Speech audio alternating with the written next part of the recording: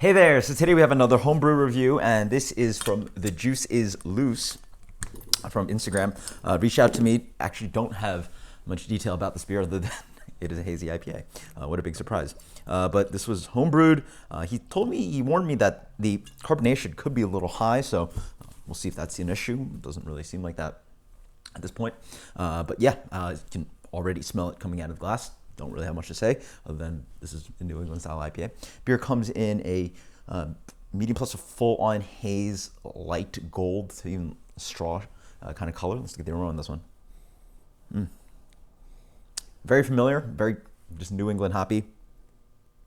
Oh wow, there's this deep lemon and orange rind character, very light and zesty.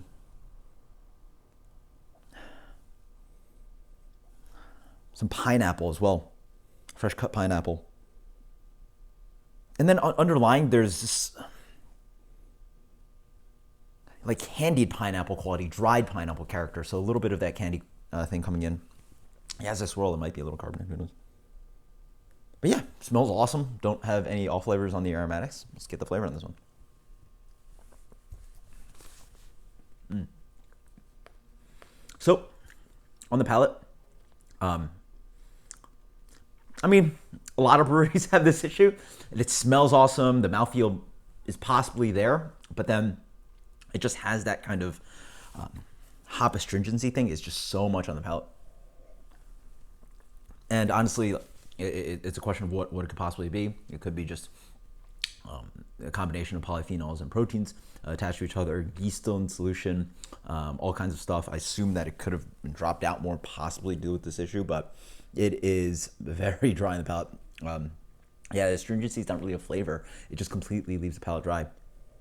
So up front, get the perception that this might be a sort of rounded, creamier beer.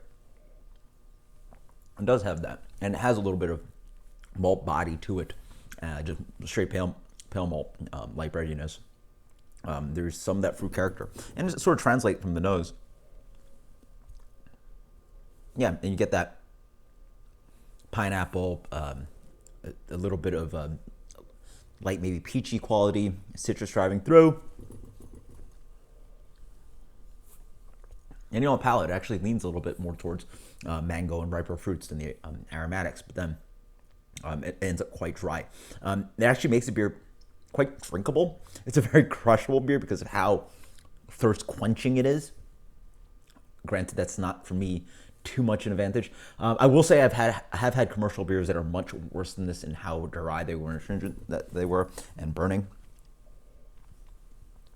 As for my perception, it's not bad. I'm not specifically tasting all flavors that you get that you shouldn't get in a commercial beer. Issues like diacetyl, light struck, blah blah.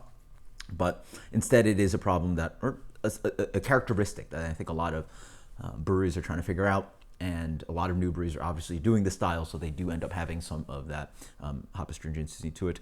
I've had it worse in other commercial beers. If I had this in a commercial beer, I'd think it was a decent job, and that things could be adjusted to sort of get rid of this. This one's decently strong in there, but it's not too bad that it's like super detracting. So I do think it's decently close to commercial level. If I had to rate it, I would maybe give it B-, somewhere around there. But yeah, I definitely think you're getting there. I mean, appearance is spot on. Aromatics were great. Carbonation actually didn't have issues with. Just, I don't know, try out some techniques. I'm sure there's some techniques out there. Try cold crashing pretty cold for 24 hours and see what happens. Maybe that'll clear out the beer. Try out some gelatin, maybe drop something out of solution. But, try to play it around because it tastes, if you have it there, that dryness and hop astringency. And see if there's ways to sort of drop that out. And granted, this beer is not that murky, so it is just a flavor profile that some of these New England style hoppy beers have, and a lot of breweries need to work on it. So until next time, cheers. Thank you, The Juice is Loose, for this one. Until next time, cheers. Later. And if you want to reach out to me to send homebrew, reach out to me at darwinsbeerreviews@gmail.com. Later.